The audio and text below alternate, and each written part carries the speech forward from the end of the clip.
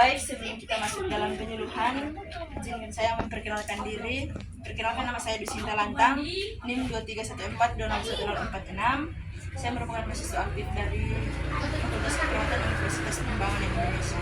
Pada kesempatan kali ini, saya akan memberikan penyuluhan terkait dengan penyakit hipertensi.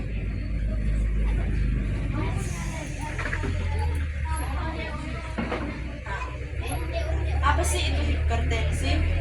Hipertensi disebut juga tekanan darah tinggi, di mana terjadi peningkatan tekanan darah secara kronis dalam jangka waktu lama.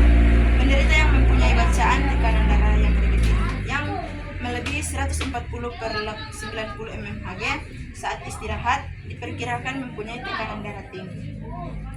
Tekanan darah yang selalu tinggi adalah salah satu faktor risiko untuk terjadi stroke, serangan jantung, gagal jantung, dan merupakan penyebab utama gagal jantung kronis. Klasifikasi tekanan darah pada dewasa.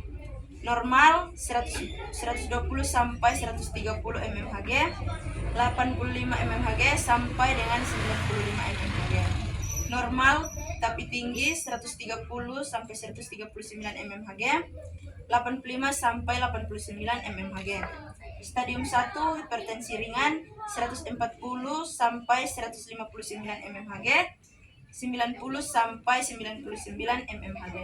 Stadium 2 hipertensi sedang 160 sampai 179 mmHg, 100 sampai 109 mmHg.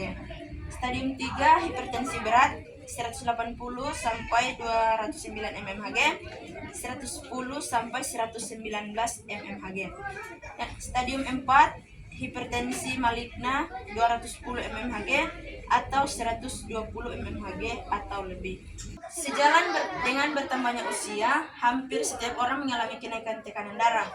Tekanan sistolik terus meningkat sampai usia 80 tahun dan tekanan diastolik terus meningkat sampai usia 55 sampai 60 tahun.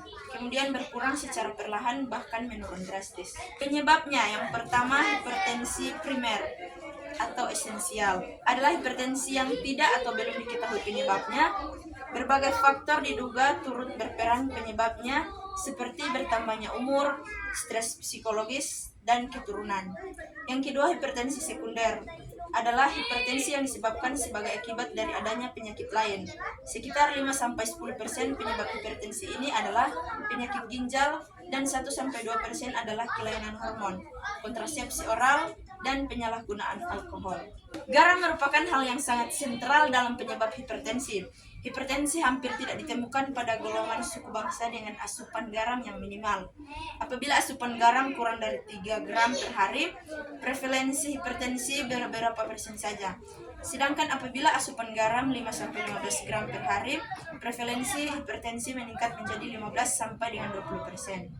Di samping faktor yang telah disebutkan di atas, faktor lingkungan seperti yang pertama stres psikososial, yang kedua obesitas, yang ketiga kurang olahraga berpengaruh besar terhadap timbulnya hipertensi esensial. Apa saja sih gejala hipertensi? Pada sebagian besar penderita hipertensi tidak menimbulkan gejala meskipun secara tidak sengaja beberapa gejala terjadi bersamaan dan dipercaya berhubungan dengan tekanan darah tinggi. Padahal sesungguhnya tidak. Gejala yang dimaksud adalah sakit kepala, perdarahan dari hidung, pusing, wajah kemerahan, dan kelelahan. Gejala yang mungkin timbul karena adanya kelainan pembuluh darah antara lain yang pertama, mimisan, kencing darah, penglihatan terganggu karena gangguan retina, yang keempat nyeri dada, yang kelima lemah dan lesu yang sering karena adanya gangguan iskemik pada pembuluh darah otak. Cara pencegahannya yang mengubah gaya hidup dengan berpedoman pada hidup seimbang dan sehat antara lain yang pertama berhenti merokok, yang kedua mengurangi minum alkohol yang berlebihan, yang ketiga istirahat dan tidur cukup, yang keempat menjaga berat badan dalam batas normal, yang kelima olahraga dan aktivitas tidur, yang keenam menghindari dan atasi stres, yang ketujuh pengaturan diet yang tepat, 8 lakukan pengukuran tekanan darah secara rutin, yang 9 minum obat hipertensi secara teratur sesuai dengan anjuran dokter, 10 konsultasi ke dokter bila timbulnya penyakit lain seperti jantung, diabetes mellitus, gangguan ginjal dan lainnya. Cara penanggulangannya. Penanggulangan hipertensi secara garis besarnya dibagi menjadi dua, yaitu pengobatan secara farmakologis, yang kedua pengobatan secara non farmakologis. Pengobatan farmakologis, pengobatan hipertensi secara farmakologis dilandasi oleh beberapa prinsip sebagai berikut. Yang pertama, pengobatan hipertensi sekunder lebih mendahulukan pengobatan kasual. Yang kedua, pengobatan hipertensi esensial ditujukan untuk menurunkan tekanan darah dengan harapan memperpanjang umur dan mengurangi timbulnya komplikasi. Yang ketiga, upaya menurunkan tekanan darah dapat dicapai dengan menggunakan obat antihipertensi. Yang keempat, pengobatan hipertensi jangka panjang bahkan seumur hidup. Pengobatan non farmakologis. Yang pertama, pengaturan makanan. Mengurangi makanan yang bergaram tinggi seperti ikan asin, makanan kaleng, keju, dan lain-lain. Mengurangi seperti gazebo, usus, hati, jantung, otak, serta makanan yang bersantan. Yang kedua, olahraga ringan dengan teratur untuk meningkatkan kebugaran tubuh serta untuk seperti jalan kaki, bersepeda santai, dan lain-lain. Yang ketiga, berhenti merokok. Yang keempat, istirahat yang cukup. Yang kelima, menghindari minuman beralkohol. Yang keenam, mengendalikan berat badan. Yang ketujuh, periksa kesehatan secara teratur ke pelayanan kesehatan. Nah, kesimpulannya, tekanan darah tinggi adalah peningkatan tekanan darah yang disebabkan oleh karena yang pertama, ketidakseimbangan kontrol pengatur di dalam tubuh. Yang kedua, penyakit ginjal, penyakit tiroid, ataupun penggunaan obat-obatan. Yang ketiga, usia merupakan faktor risiko yang paling sering menjadi penyebab terjadinya peningkatan tekanan darah.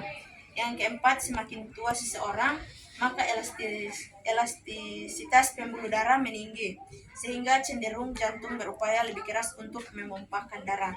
Yang kelima, seorang yang mengalami tekanan darah tinggi akan menunjukkan tanda dan gejala yaitu sakit kepala, susah tidur, telinga berdengung, gangguan penglihatan, dan kaku kuduk.